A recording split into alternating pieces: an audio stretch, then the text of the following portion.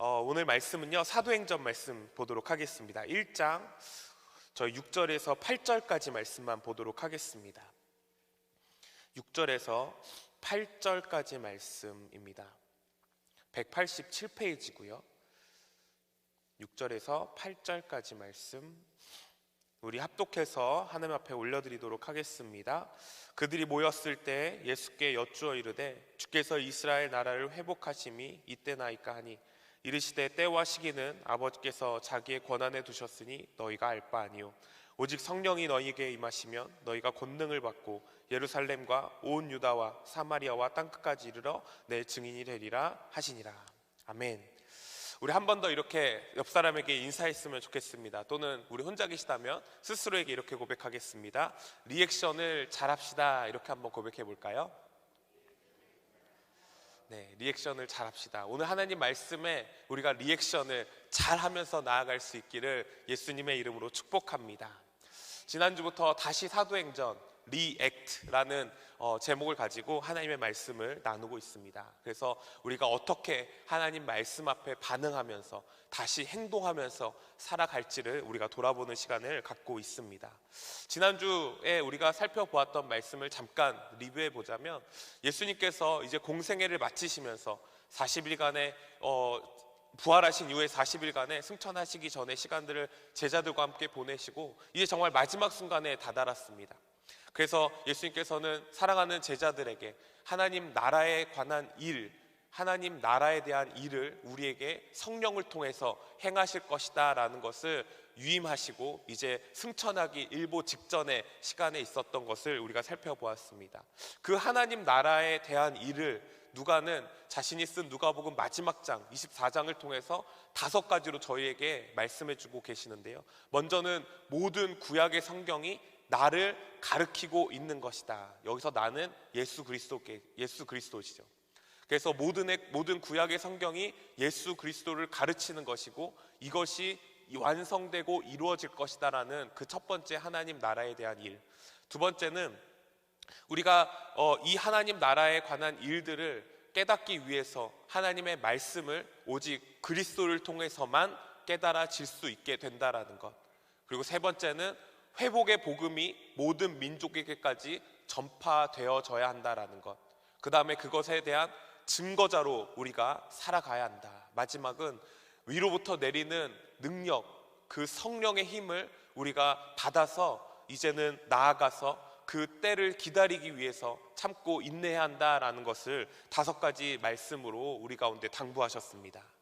오늘은 두 번째 시간으로 우리가 다시 한번 예수님의 그 마지막 중요한 시기, 이제 정말 승천하기 직전의 그 모습을 우리가 살펴보면서 이 말씀 가운데 우리에게 행하시고자 하는 그 리액트, 다시 행동하는 것이 무엇인지 한번 살펴보도록 하겠습니다.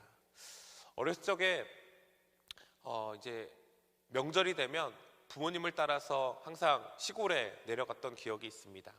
이렇게 다 같이 온 가족이 둘러앉아서 맛있게 저녁 식사를 먹고 이제 후식까지 맛있게 먹고 같이 잠깐 시간을 보내다가 이제 삼촌이나 고모가 초록색 담요 하나를 방에서 꺼내오는 순간 홍해가 갈라지듯이 아이들과 어른들이 나눠서 이제 놀이를 해야 하는 시간이 다가왔다라는 신호가 됩니다.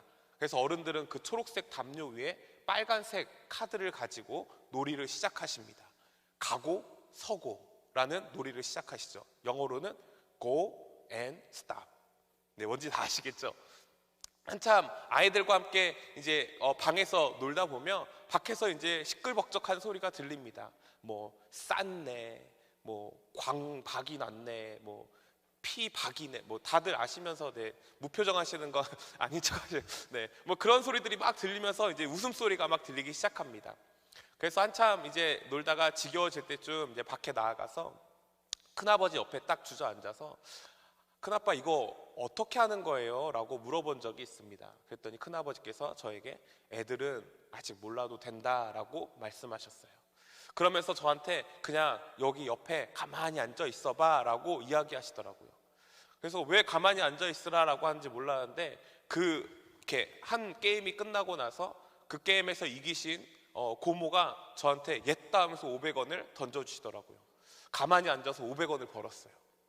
한 3, 40분 앉아 있었더니 제 앞에 500원짜리 동전 4개가 있었습니다. 순식간에 2,000원을 벌게 된 거죠. 큰아버지께서는 저에게 있어서 제가 관심 갖지 말아야 될 것은 이 게임에 대한 룰이라는 것을 알려주시면서 무엇을 하면, 어떤 행동을 취하면 제게 유익이 되는지를 알려주셨던 것이죠. 우리가 살아가면서 우리가 몰라도 돼야 될 것들이 있고, 또 우리가 행동을 하면 그로 인해 우리에게 찾아오는 유익이 있는 것들이 있습니다. 오늘 본문 말씀을 살펴보면요, 예수님께서 이제 승천하시기 직전에 그 순간을 우리가 맞이하고 있는 것을 볼 수 있습니다. 그러면서 마지막 제자들과 마지막 대화를 나누시고 계시지요. 6절 말씀에 보니까요, 그들이 모였을 때 예수께 여쭈어 이르되 주께서 이스라엘 나라를 회복하심이 이때나이까 하니.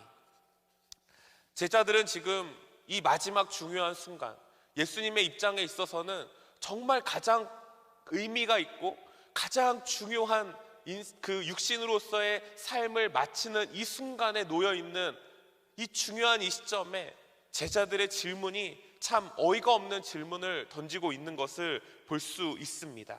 그 질문이 이스라엘 나라를 회복하심이 이때입니까?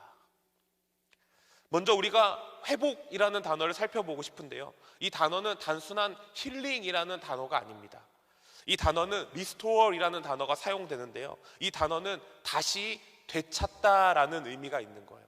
우리가 감정적인, 우리가 이성적인 어떤 것들을 회복한다라는 그런 힐링의 의미가 아니라 다시 되찾다라는 리스토어이라는 단어가 사용되고 있는 거예요. 이 단어는요, 정치적인, 군사적인 용어로 사용되었던 것을 볼 수 있습니다. 곧 지위를 되찾다 또는 건물을 복귀시키다라는 의미를 가진 단어입니다. 제자들은 예수님의 죽음을 경험했습니다. 그 예수님의 십자가의 죽음에서 예수님이 이겨내신 모습을 보았습니다. 이제 부활도 하셨습니다. 40일간 쉴 만큼 쉬셨습니다. 그러니 제자들의 마음의 상태 가운데 있었던 그 깊은 속내는 무엇이었습니까? 예수님, 이제 때가 좀 됐잖아요.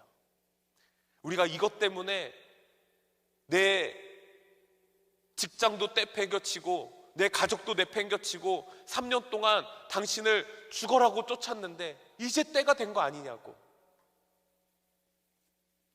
간절히 손꼽아 기다리던 날이 오늘 아니냐고 질문을 던지고 있는 것이죠. 다윗 때와 같은 그 화려하고 그 누구도 침범하지 못하고 그 누구도 우리를 어렵게 하지 못했던 그 이스라엘의 회복이 바로 지금 이 순간입니까? 여기서 엽줍다라는 단어가 쓰이는데요, 제자들의 의도에 있어서 자신들의 마음 가운데 100%의 확신을 가지고 지금 예수님께 여쭈고 있다라는 의도가 담긴 단어입니다. 100% 확신을 가지고 지금까지 제자들이 예수님을 쫓았던 모든 공생의 3년간의 삶이 100%의 확신이 무엇이었어요? 이제 예수님이 이스라엘의 왕으로 등극하셔서 내가 그 옆에서 한 자리 차지하고 싶었던 부와 명예와 명성과 지위와 존경과 사람들의 로망이 되었던 삶을 살고 싶었던 그 마음의 확신이 100%인 상태 가운데 예수님을 쫓았다라는 것이 다시 한번 여기에 엽줍다라는 단어를 통해서 드러나고 있는 것이에요. 이들의 마음에는 그들이 가지고 있었던 탐심이 내재하여 꿈틀꿈틀거리고 있었던 것이 이제 마지막으로 폭발하게 된 것이지요. 그리스도의 십자가를 죽음을 경험하고도 그리스도의 부활을 경험하고도 그렇게 절망 가운데 빠져있는 자기에게 다시 한번 찾아와 손에 못자국을 보여주면서까지 내가 그라고 말씀하신 예수님 앞에 그렇게 희망을 주시고 그렇게 소망을 주신 그 예수님 앞에 제자들의 마지막의 순간의 모습은 어떤 모습으로 드러나고 있습니까? 결국 자기 이익이나 추구하고 자기 욕심이나 탐하려고 하는 모습이 이 질문 가운데 포함되고 있다는 거예요. 예수님을 이용해서 자신이 성공하고 싶은 마음들, 자신이 부를 누리고 싶어 했던 마음들이 전렬하게 드러나고 있는 것이지요. 성령이 임하기 전에 신앙인들의 모습이 이렇게 살아갈 수 있다라는 것을 보여주고 있는 것입니다. 성령이 있는 사람들과 성령을 받지 못한 사람들의 차이점이 분명하게 갈리는 것은 예수 그리스도를 어떤 자신의 삶의 이익과 목적을 위해서 믿어보려고 하는 그런 모습 가운데 드러나는 모습이 성령이 없는 사람들의 삶의 현장과 모습 가운데 나타난다라는 것입니다. 그렇기 때문에 예수님께서 공생애 내내 강조하셨던 것이 무엇입니까? 내가 너희에게 보낼 성령을 기다리고 그것을 내가 너희로 약속을 주셨으니 너희는 성령의 충만함을 받으라. 성령님을 인격적으로 만나지 못하고 성령님이 내 마음 가운데 모시도록, 내 마음 가운데 내주하시도록 우리가 인정하고 내 마음의 더러운 것들을 다 걷어내지 않으면 제자들과 같은 모습으로 겉모습만 남아있는 신앙인의 모습으로 살아갈 수 있다라는 것입니다. 이 새벽에는 그런 분들이 계시지 않겠지만 혹여나라도 여전히 내 삶의 중심이 내가 되어져 있고 예수님을 그냥 나의 삶의 어떤 성공과 이익과 어떤 목표를 위해서 이용하고 있는 우리들의 삶의 모습이 있다면 우리는 그 자리에서 돌이켜서 다시 한번 하나님께 나아갈 수 있는 우리의 신앙의 모습이 되어져야 될 줄이라고 믿습니다.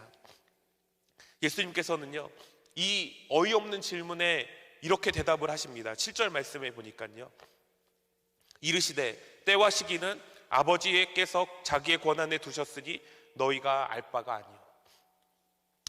너희가 알 바가 아니라는 거예요. 너희가 관심 가질 것이 아니다라고 이야기하는 것이지요. 그런데 관심 갖지 말라, 너희가 이것을 알 바가 아니다라고 이야기했는데 그거를 알려는 순간 문제가 생깁니다. 제가 그렇게 2,000원을 이제 손에 용돈으로 짊어지고 그것을 잘 사용하기를 원했던 그 부모님들, 어르신들의 마음을 무시한 채 저희 방으로 들어가 가장 큰 사촌 형을 꼬셔서 그 형에게 1,000원을 주고 그 가고 서고 그 고 앤 스탑이라는 게임을 배웠습니다. 그래가지고 다른 동생들한테 300원씩 나눠주고 자, 이제 우리가 게임을 한번 해볼까? 라고 하면서 1점에 10원짜리, 1점에 10원 이라는 그 이렇게 룰을 정하고 게임을 시작했던 거예요. 얼마 지나지 않아 할머니한테 걸려서 부모님들한테 된통 혼난 적이 있습니다. 좋게 사용하라고 주신 것, 이 룰은 너희가 관심 가질 게 아닌데 어린 아이들은 몰라도 되는 건데 그걸 굳이 배워가지고 어른들한테 혼쭐이 나는 그런 사태를 만들어 버린 것이죠. 분명 그 용돈을 주신 데의 목적은 좋은 곳에, 필요한 것에, 먹고 싶은 것을 사 먹으라는 좋은 용도로 사용하라고 주신 것인데 엉뚱하게 사용해버려서 결국 그것에 대한 대가를 치르게 되어 있습니다. 몰라도 되는 것, 관심 갖지 않아도 된다고 말씀하시는 것에는 우리가 관심을 갖지 않아도 되는데 우리가 그것에 관심 갖는 순간 문제가 생기는 거예요. 많은 그리스도인들이 이것 때문에 어려워하고 이것 때문에 미혹에 빠져서 큰 코 다치고 혼쭐이 나는 거 아닙니까? 문제는 그 우리가 혹하고 넘어가는 것들이 그 시한부 종말론을 말하고 있는 이단들에게 우리가 혹하고 넘어간다라는 것입니다. 그들이 주장하는 건 때와 시기가 성경에 정확하게 나와 있다라는 거예요. 몰라도 되는 건데 관심 갖지 말라고 하셨는데 그걸 굳이 자기들의 오만에 빠져서 그것을 찾아냈다고 선포하면서 사람들을 미혹하는 거예요. 우리가 잘 알고 있는 다미선교회가 그런 거 아닙니까? 1992년 10월 28일 날 세계가 종말한다라는 엉뚱한 선포를 해놓고 한국 기독교를 국제적 망신으로 몰고 간 다미선교회. 신천지는 어떻습니까? 14만 4천만 모이면 영생 불로 장생한다라는 것을 선포하면서 천국에 들림받는다라는 것을 선포하면서 사람들을 엉뚱하게 이끌어가고 있는 것이 아닙니까? 14만 4천이라는 때만 채우면. 그래서 예수님께서 말씀하셨잖아요. 너희가 알 바가 아니라고. 때와 시기는 아버지의 권한에 있는 거라고. 나도 모른다라는 거예요. 이건 아버지 권한에 있는 거라고. 우리가 관심 가져야 할 대상이 그게 아니라는 거예요. 그런데 우리가 거기에 관심 갖고 거기에 빠져 있다 보면 신앙에 큰 후회를 치고 정말 혼쭐이 나는 그런 사태로 우리의 삶을 마감할 수 있다는 것을 우리는 기억해야 합니다. 많은 사람들이 어떻게 합니까? 집도 팔아요, 차도 팔아요, 모아뒀던 저축했던 돈도 다 내빼서 그곳에 갖다 바칩니다. 그들이 주장하는 게 뭐예요? 오늘은 필요 없다라는 거예요. 그날이 있으니까 그날만 대비하며 살면 된다라는 거예요. 문제가 있지 않습니까? 신실한 성도는 관심 가져야 할 것과 관심 갖지 않아도 되는 것을 구별해낼 수 있어야 합니다. 정결한 그리스도인들은요, 그리스도의 신부로서 매일같이 신랑 되시는 예수 그리스도께서 다시 오신 날만 그냥 간절히 사모하면서 기다리면 되는 거예요. 그것이 우리에게 주어진 숙제요 과업입니다. 오늘 말씀에 읽진 않았지만 9절 말씀에 보면 이 말씀을 마치시고 그들이 보이는 대로 올라져 가시니 구름이 그를 가리켜 보이지 않게 하더라. 10절 말씀, 올라가실 때 제자들이 자세히 하늘을 쳐다보고 있는데 흰옷 입은 두 사람이 그들 곁에 서서 11절 말씀입니다. 이르시되 갈릴리 사람들아 어찌하여 서서 하늘을 쳐다보느냐. 너희 가운데서 하늘로 올려주신 이 예수는 하늘로 가심을 본 그대로 오시리라. 다시 오시리라. 오실 것이 중요한 거예요. 우리가 관심 가져야 할 것은 이것입니다. 다시 오실 거라고. 그렇게 우리는 언제 오실지 모르는 우리의 신랑 되시는 예수 그리스도를 우리가 정결한 신부로 혼인 서약을 맺은 우리의 모습으로 매일같이 간절히 사모함으로 기다림으로 깨어서 기다리는 일이 우리 가운데 주어진 숙제라는 것이죠. 그러니 우리는 매일같이 등불을 켜놓고 기다릴 수 있어야 합니다. 등불에 기름이 꺼져 말라버리면 신랑이 우리를 찾아올 수가 없어요. 그렇기 때문에 우리는 성령의 기름을 매일 우리의 삶 가운데 되뇌길 수만큼 충분히 채워 넣어야 합니다. 여러분, 정말 상식적인 거잖아요. 자동차에 기름이 없는데 갈 수 있습니까? 없어요. 우리는 MT라는 사인이 떠지자마자 우리 뭐 합니까? 주유소 찾아가야 되는 게 상식입니다. 그래야 우리가 갈 수 있는 길을 가기 때문이죠. 너무나 상식적인 일을 우리는 신앙으로, 우리의 영성으로 돌아와서는 우리의 신앙의 영성이 성령의 기름이 MT를 계속 보여주고 있는데도 불구하고 여전히 나는 괜찮아, 더 갈 수 있겠지. 우리 매일같이 나의 기름 게이지가 어디에 있는지 우리는 스스로 살펴볼 수 있어야 합니다. 기름이 끝까지 닫혀 있는데 차를 운전하면서 불안해하는 사람이 어디 있겠어요? 이 정도 차 있으면 300마일, 400마일은 거뜬히 갈 수 있지. 마음이 안심이 놓이잖아요. 기름이 왔다 갔다 하는데 충분히 300마일, 400마일 갈 수 있어 자신하며 가는 사람이 어디 있어요? 우리 가운데 성령의 기름을 온전히 채우면서 살아갈 수 있는 저와 여러분들이 될 수 있기를 예수님의 이름으로 축복합니다. 우리 스스로를 돌아볼 수 있어요. 나에게 남은 기름은 얼마나 있는가? 기름이 없는 인생은요, 하이웨이 중간에 서서 후회하는 거예요. 내가 그때 기름을 넣었어야 되는 걸. 그러나 우리가 정말 우리의 영혼의 등불에 기름을 준비해 놓지 않으면, 예수님께서 찾아오셨을 때 우리 영성에 불이 켜져 있지 않으면 예수님 지나쳐 가신다는 거예요. 그럼 영원히 후회할 삶, 지옥에서 나에게 물방울 하나라도 떨어뜨려 주세요 라고 후회하는 삶을 살아갈 수밖에 없게 된다는 거예요. 사랑하는 성도 여러분, 우리 안에 성령의 기름이 얼마나 차져 있는지 오늘 이 시간 돌아보시기 바랍니다. 자만하지 마시고 교만하지 아니하고 내가 정말 정확하게 내 성령의 기름이 지금 어느 정도 채워져 있는지. 그러면서 우리에게 해야 할 행동이 무엇인지를 예수님은 말씀하십니다. 그것이 우리에게 유익이 되기 때문에 그 말씀을 우리 가운데 하고 있고 계신 것이죠. 관심 가져야 될 바는 이것이고 관심 갖지 않아도 될 것은 이것인데 너희가 행하면 너가 유익이 될 거야 라고 말씀하시는 것이 8절 말씀입니다. 우리 같이 한번 읽어보겠습니다. 시작. 오직 성령이 너희에게 임하시면 너희가 권능을 받고 예루살렘과 온 유다와 사마리아와 땅끝까지 이르러 내 증인이 되리라 하시니라. 여기서 오직이라는 단어는 알라라는 단어입니다. 우리가 무엇을 알라 뭐 이런 단어로 이제 신학자들은 이제 농담 삼아 합니다. 너희가 몰라야 될 것, 관심 갖지 않아도 될 것은 그때와 시기인데 오직 너희가 알아야 할 것은 이것이다 라고 반전해서 이제 말씀하고 계시는 것이죠. 이 행동을 하면 너희가 이제는 너희에게 큰 유익이 될 것이다 라고 말씀하고 계시는 거예요.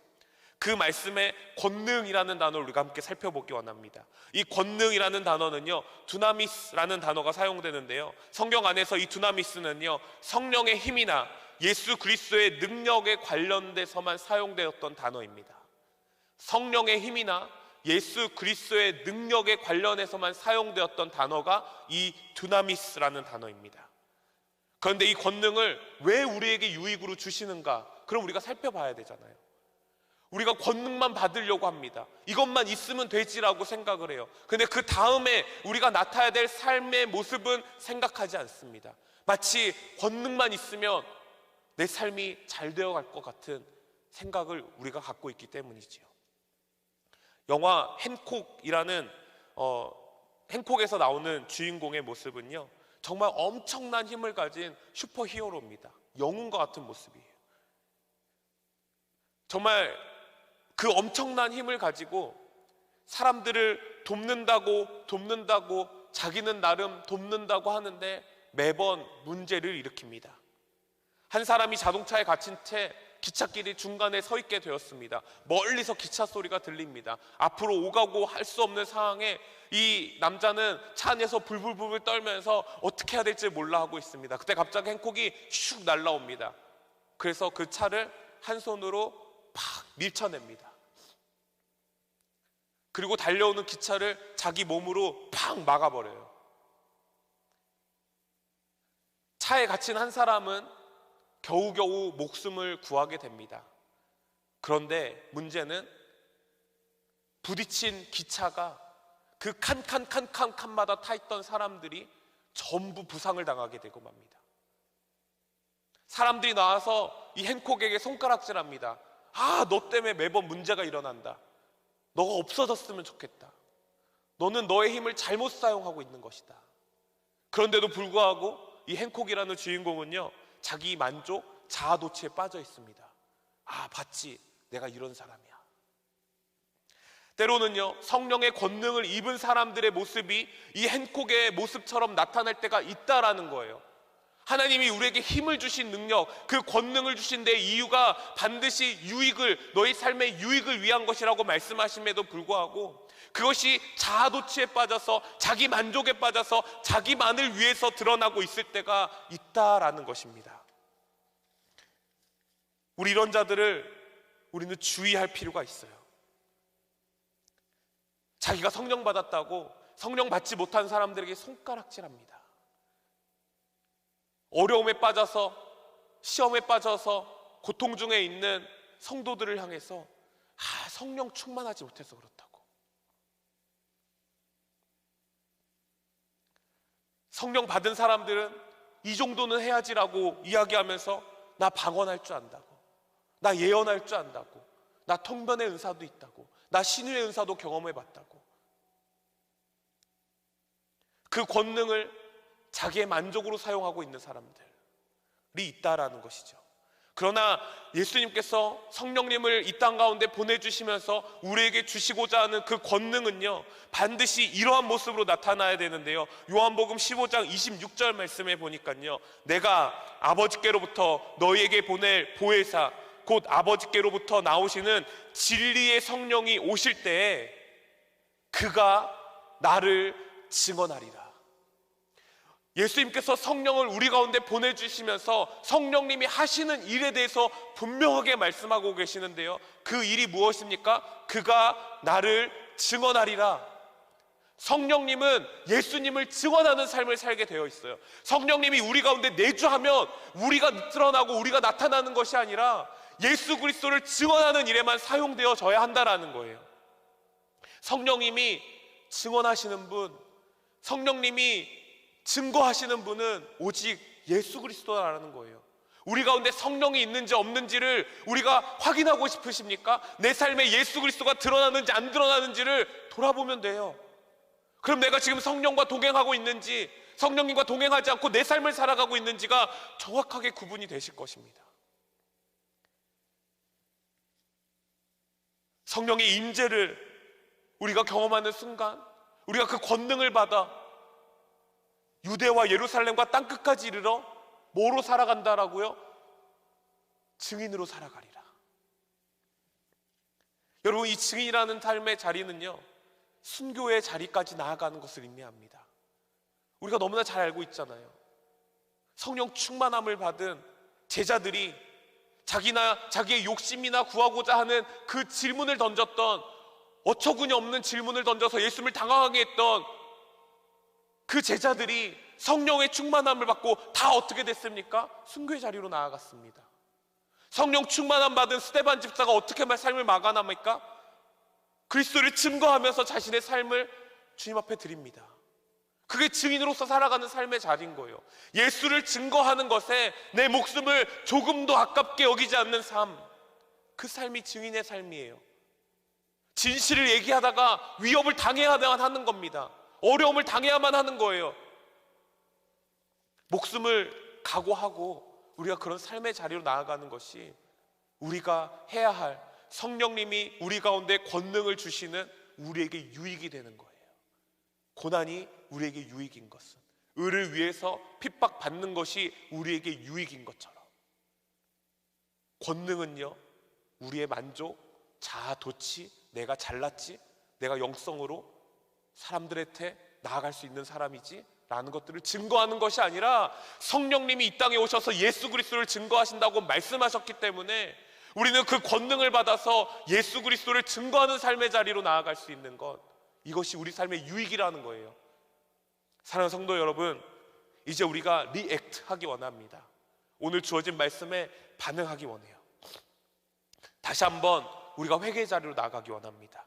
제자들이 정말 어이가 없는 질문으로 여전히 세상의 정욕과 탐욕에 빠져 사리사욕만 챙기려고 하는 그 이기주의적인 자신들의 삶의 모습이 나의 삶의 모습 가운데는 없는지 우리가 오늘 회개 자리로 돌아갔으면 합니다. 또 한 가지, 이스라엘의 회복에 대한 때와 시기는 우리가 관심 가져야 될 바가 아닌데, 혹여나 우리 마음 가운데 그것들에 관심을 가지고 나아가고 있었던 우리의 모습들이 있다면, 또 신랑 되신 예수 그리스도를 거룩하고 정결한 신부로 기다리고 참고 인내해야 되는데 우리 마음 가운데 그 기름의 게이지가 찼는지 안 찼는지 다시 한번 돌아볼 수 있기 원합니다. 마지막으로, 성령의 권능이 나 자신의 만족과 유익이 아닌 그리스도의 복음과 구원이 전파되는 자리로 나타나져야 되는 것이 우리 가운데 행해야 될 바라는 것을 기억하시면서 오늘 삶의 자리로 나아갈 수 있는 저와 여러분 되시기를 예수님의 이름으로 축복합니다.